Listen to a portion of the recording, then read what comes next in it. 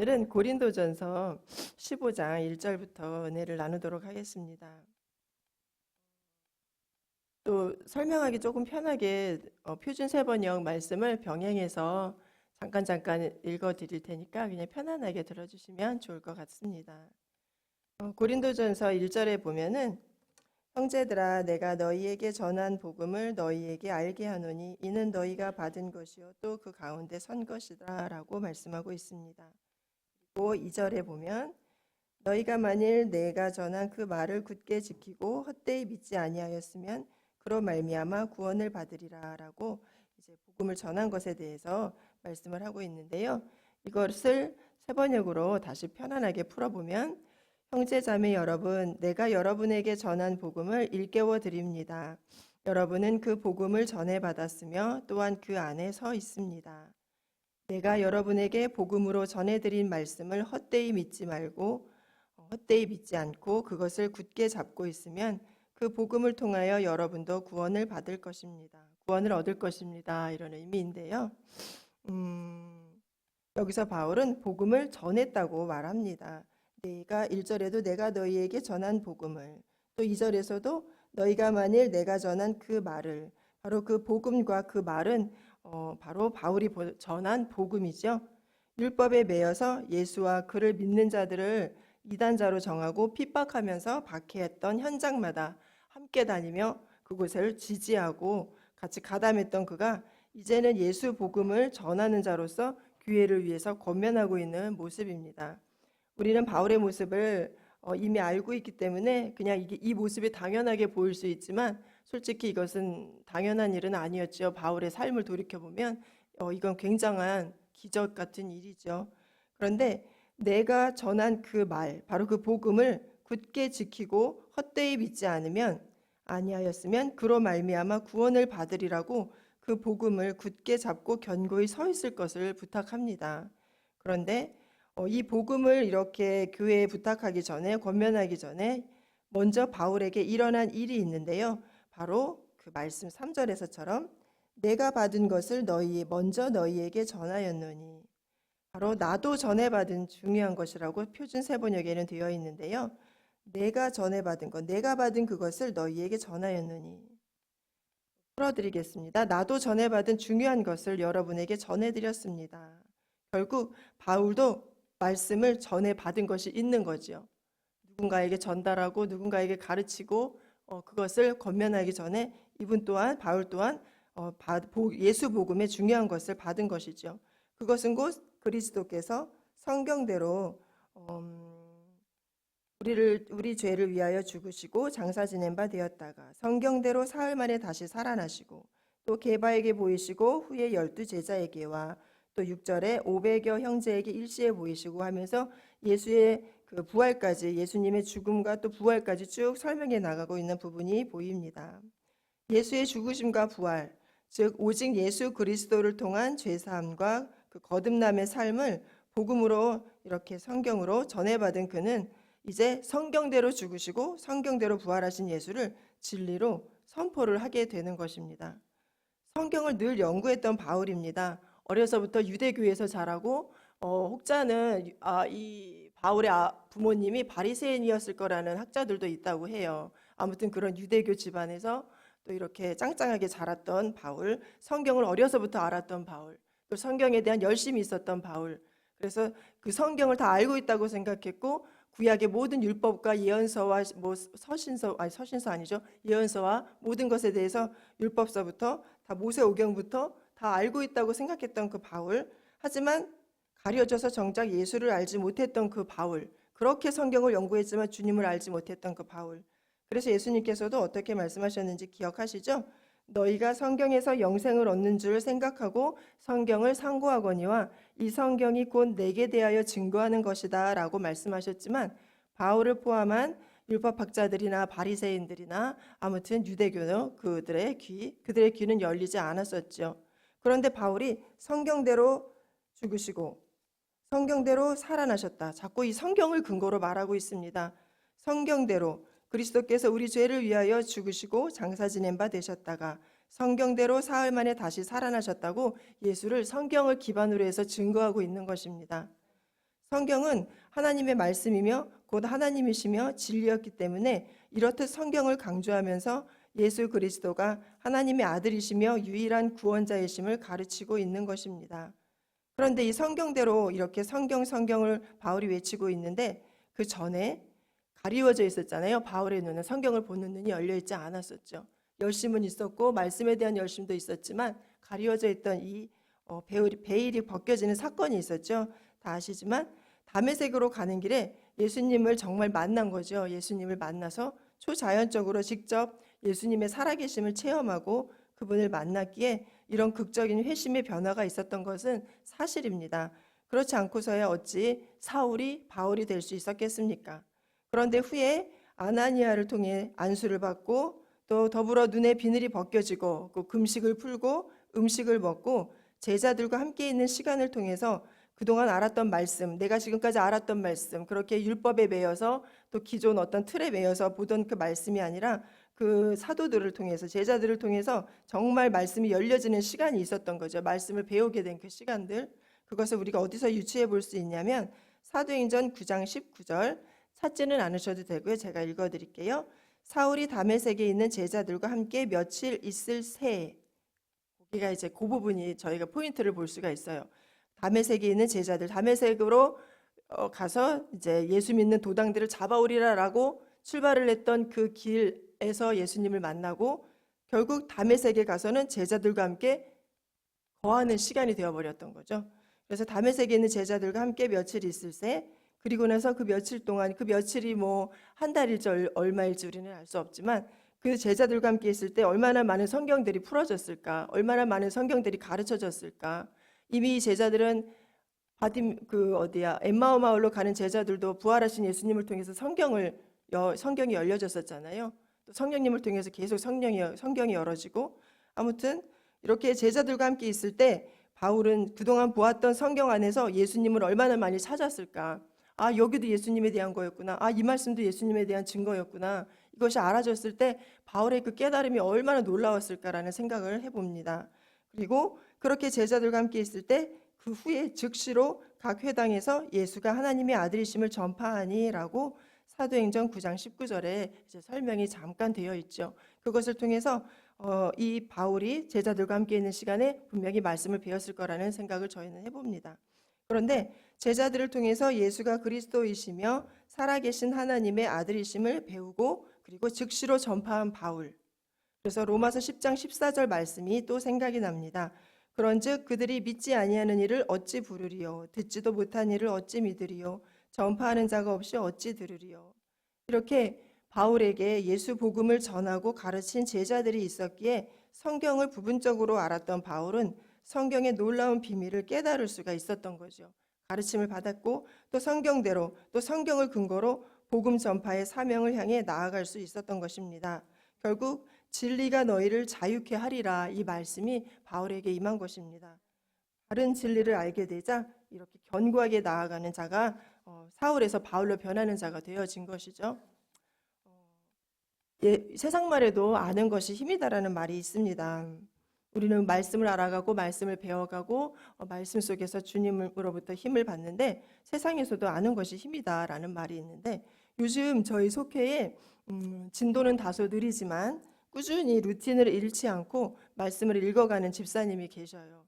작년에는 하지 못했는데 올해는 꼭 해보겠다고 결단을 하시더니 처음에는 잠잠하셔가지고 못하시나 보다. 근데 하시더니 말더니 하시더니 계속 하시더니 또 불안해서 말더니 해서 좀 흔들리시는가, 작정을 계속 하실 수 있나? 근데 또 하시더니 계속 하시고, 그러면서 진짜 이 생명줄을 계속 잡아가는데 그게 그 아침마다 혹은 2, 3일에 한 번씩 몰려서 이렇게 올라가긴 하지만 그것들을 보면서 너무 은혜가 되는 거예요. 그러면서 포기하지 않고 결단을 하시더니만 지속적으로 말씀을 읽고 녹음하고 올리고 계십니다. 그런데 달라요. 왜 다르냐면 초반에 금요일날 성경 공부 시간에 시작했던 그 모습과 그때는 솔직히 떠먹여주는 시간이었라고 생각해요. 이제 합시다 해서 모여서 공부를 하다 보니까 이렇게 먹여주는 말씀을 그냥 갖고 가는 경우도 있는데, 본인이 앉아서 능동적으로 계속 말씀을 읽어나가면서 그 개인적인 시간을 갖다 보니까 이분이 말씀 안에서 깨달아지면서 성경 공부 시간에 집중하는 모습이 달라지기 시작하시더라고요. 그리고 전에 읽었던 말씀이 나 마태복음에서 이걸 봤는데 나 마가에서 이걸 봤는데 이게 이런 뜻이에요? 왜냐면 이제 성경 공부가 핵심 진리다 보니까 사복음서가 많이 나오잖아요. 그러다 보니 이런 말씀이 이런 의미였냐면서 보물 찾듯이 깨달아 가시는 모습 속에서 가르치는 자의 기쁨을 함께 누리게 되고 있습니다. 이렇게 말씀을 알고 진리를 알고 말씀을 깨달아 알아가니 속사람이 힘이 붙습니다. 결단하게 되고 실천하게 되고 또 말씀으로 또 자신을 돌이키고 자신을 격려해서 붙잡아가는 모습을 보면서 다니엘 말씀이 생각이 났습니다. 오직 자기의 하나님을 아는 백성은 강하여 용맹을 떨치리라 라는 11장 32절의 말씀이 있죠. 말씀을 알고 배우는 자는 말씀을 통해서 하나님을 알게 되고 흔들리지 않습니다. 더군다나 아까 말씀처럼 강하여 용맹을 떨치는 담대함과 믿음과 견고함을 얻게 되는 것입니다. 바울이 초반에 말한 대로 만일 내가 전한 그 말을 굳게 지키고 1절에서 말씀하시죠. 내가 전한 복음을 너희에게 알게 하노니 또 2절에서 전한 그 말을 굳게 지키고 이렇게 굳게 지키는 것 헛되이 믿지 아니하면 그로 말미암아 구원을 받으리라라고 선포합니다. 굳게 지키는 것은 빼앗기지 않는 것이죠. 지키려면 빼앗기지도 않아야 되는 것이고 또 그것을 굳게 잡아야 되는 것이고 견고해지는 것이고 또 말씀을 잃어버리지 않고 굳게 지키는 자에게 구원은 완성되는 것입니다. 구원은 얻었지만 그것을 끝까지 지키는 자, 간직하는 자, 그 구원의 티켓을 잃어버리지 않는 자가 되어야 합니다. 또한 디모데후서 3장에서도 우리 디모데에게 권면하시죠. 너는 배우고 확신한 일에 거하라. 너가 누구에게서 배운 것을 알며 그죠? 세번역으로 하면은 그대가 배워서 굳게 믿는 그 진리 안에 머무십시오라고 권면하고 있습니다. 그대는 그것을 누구에게서 배웠는지 알고 있습니다. 디모데도 어릴 때부터 성경을 배웠던 자죠. 배워서 하나님의 말씀 안에서 굳게 믿는 그 진리 안에 머무는 것. 그래서 성경을 또 어려서부터 성경을 알았나니 성경은 능히 너로 하여금 그리스도 예수 안에 있는 믿음으로 말미암아 구원에 이르는 지혜가 있게 하느니라. 그래서 성경은 그리스도 예수를 믿는 믿음으로 말미암아서 그대에게 구원에 이르는 지혜를 줄 수 있다라고 설명을 해줍니다. 그리고 또한 디모데후서 그 3장 17절에 마찬가지로 또 연이어서 아시지만 하나님의 사람으로 온전하게 하며 모든 선한 일을 행할 능력을 갖추게 하려 함이라.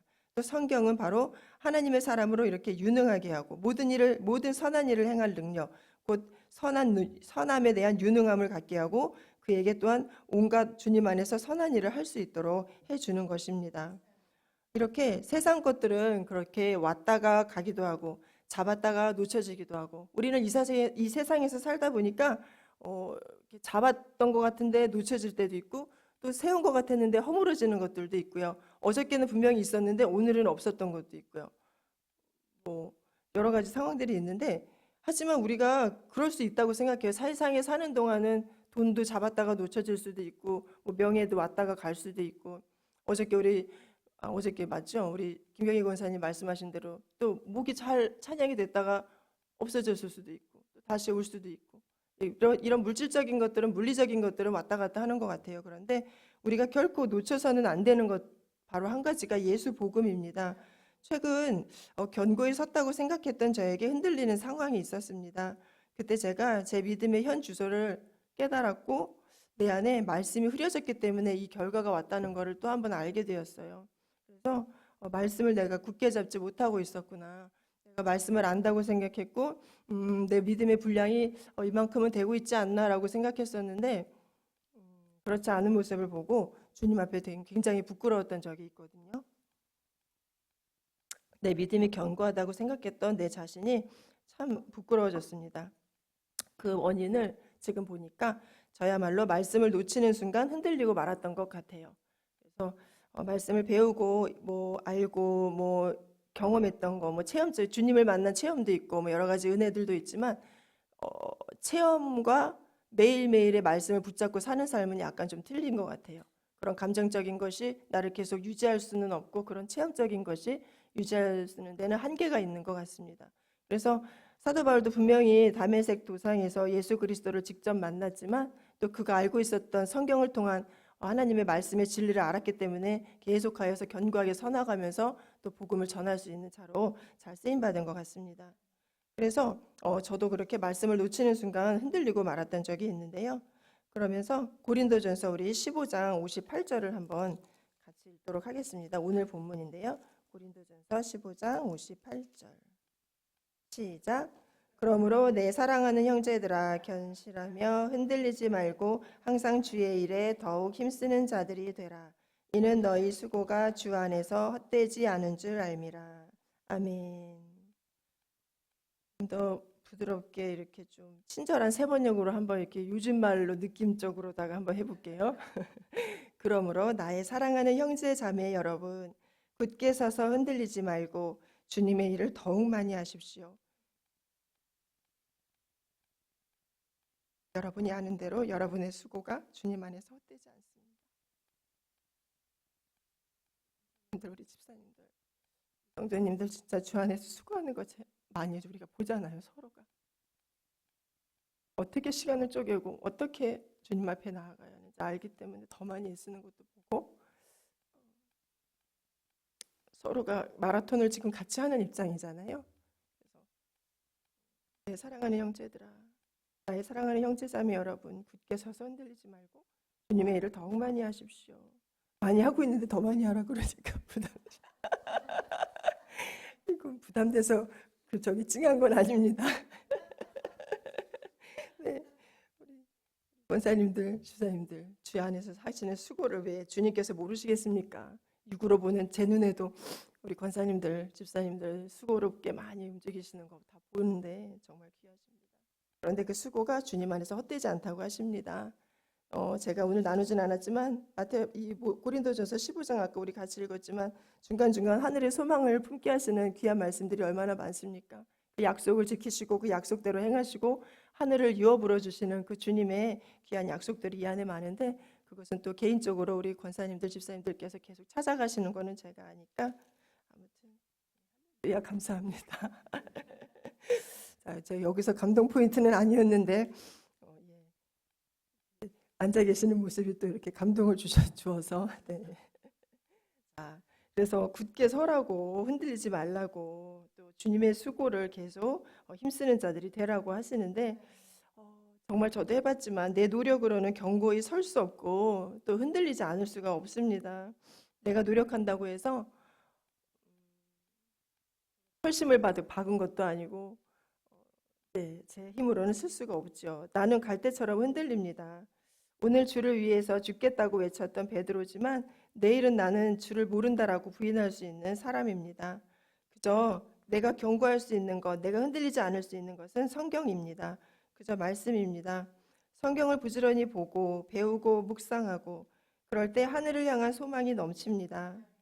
성경을 배우게 되고 또 말씀 안에서 우리 교회는 계속해서 성경으로 돌아가서 또 가르치고 또 배우게 하고 또 가르치고 또 배우게 하고 저도 배우고 가르치고 이러고 있는데 어느 날 제가 개인적으로 성경 보는 시간이 멀어져 있더라고요. 그래서 좀 더 이렇게 시간 내서 계속 봐야 되는 부분들이 있잖아요. 근데 배운 것에서 멈추고 같이 본 거에서 멈추고 새벽 기도한 걸로 그날의 말씀을 그걸로 멈추고 그러다 보니까 상대적으로 세상의 것들을 눈으로 담는 시간들이 더 많아지기 시작하면 또 보는 거가 어디에 집중되는 거잖아요. 내 눈이 향하는 곳이 내 방향을 잡아가듯이 그러다 보니까 성경을 진짜 늘 끼고 시편 말씀처럼 여호와의 율법을 주야로 묵상하는 자가 복이 있다고 하셨잖아요. 그래서 그게 얼마나 의미가 있는 말인지 그래서 여호와의 말씀을 율법을 즐거워하여 주야로 묵상하는 자에게 복이 있다 하셨고 그리할 때 나무가 마르지 않고 그 잎이 무성하며 또 형통하리라라고 약속을 하신 말씀이 있습니다. 그렇게 말씀 내가 견고하게 서서 흔들리지 않을 수 있는 그 이유 그 원칙은 성경을 부지런히 말씀 안에서 배우고 묵상하고 할 때 하늘을 향한 소망이 넘치는 거죠. 기도할 수 있는 힘도 말씀에서 나옵니다. 그냥 기도 안 하고 있는 사람한테 기도하라고 하라고 그러면 안 해요. 말씀 안 보니까 기도 안 나와요. 근데 말씀을 보다 보면 또 내가 기도해야 되는구나. 그래서 물론 자의적으로 기도의 제목이 확 정말 큰 문제들이 생겼을 때는 할 수는 있는데, 왜 평안할 때 있잖아요. 평안할 때 기도하지 않으시는 분들도 있죠. 저도 그랬으니까요. 근데 말씀을 보면 평안해도 기도거리가 막 나와요. 그냥 말씀에서 막 기도 제목이 막 찾아지니까. 그래서 말씀 기도할 수 있는 것도 말씀 안에서, 또 살아갈 수 있는 힘도 말씀 안에서, 또 절제하는 힘도 말씀 안에서, 사랑할 수 있는 힘도 말씀 안에서, 지혜도 말씀, 감정도 때로는 말씀. 그래서 내가 영적으로 힘이 안 난다고 하시는 분이 있어요. 힘이 안 나, 힘이 안 나. 영적으로 힘이 안 난다면 죄송하지만 그건 말씀을 먹지 않아서 그런 겁니다. 밥을 먹지 않는데 어떻게 힘이 나서 살아가고 생명을 유지할 수 있습니까? 그래서 내가 힘이 안 나는 거는 내가 주님을 덜 사랑해서인가? 내가 주님을 좀 왜 놓쳤지? 물론 감정적인 부분도 있을 수 있겠지만 먼저 말씀으로 계속 돌아가고 말씀을 보고 읽고 묵상하고, 또 그날의 배우 깨달아진 말씀을 일기처럼 묵상처럼 이렇게 큐티처럼 쓴다면 좋은 습관을 계속 주님 안에서 말씀 안에서 만들어가는 것이 우리에게 굉장히 중요한 것 같습니다. 말씀 안에서 살아가야 합니다. 그 말씀을 배우고 또 읽고 묵상하고 개인적인 시간에도 말씀을 계속해서 보면서 여러 가지 말씀에 관련된 거룩한 습관을 우리가 키우고 그 안에서 견고히 선다면 바울처럼 견고히 서서 복음의 전달자로서 사명을 잘 감당하는 저와 우리 사도행전 교회 성도 여러분이 되실 거라고 이미 그렇게 하고 계시지만 더욱 믿습니다. 그래서 이번 설교를 또 저도 준비를 하면서 또 저희 자녀들이 또 한번 생각이 났습니다. 엄마가 이렇게 뭔가를 성경을 펴고 끄적이면 옆에 와서 같이 읽어야 되는데 와서 뭐 하고 있어요, 엄마? 왜 앉아요, 엄마? 이러고 또 말씀 읽으라 그러면 좀 이따가 읽을게요. 진수 보고 말씀 읽어, 말씀 녹음해서 선생님한테 보내야지 그랬더니 내일 할 거예요. 그래서 제가 그랬어요. 너에게 내일이 있다고 생각하니? 무섭게 차분하게 그랬더니 이렇게 탁 쳐다보더라고요. 뭔 소린가. 왜냐면 요새 사건 사고를 너무 많이 보거든요. 진수가 비행기 사고도 많고 어저께도 비행기 한 대가 또 뒤집어졌더라고요. 그렇구나. 뒤집어진 또 비행기가 한 대가 있었어요. 진수야, 내일은 너가 내일이라고 그러는데 그건 사탄의 굉장한 전략이야. 사탄은 우리를 어렵게 꼬시지 않고 그냥 내일 하면 되지, 내일 하면 되지 했는데, 사고 나신 사람 저분들은 내일이 여행이 저렇게 될 줄 알고 가셨겠니? 이제 그랬는데, 아무튼 오늘이라고 하는 그날 결단하면서 말씀 앞에서 계속 나아가는 저와 우리 사도행전 교회 여러분, 감사합니다. 기도하시겠습니다.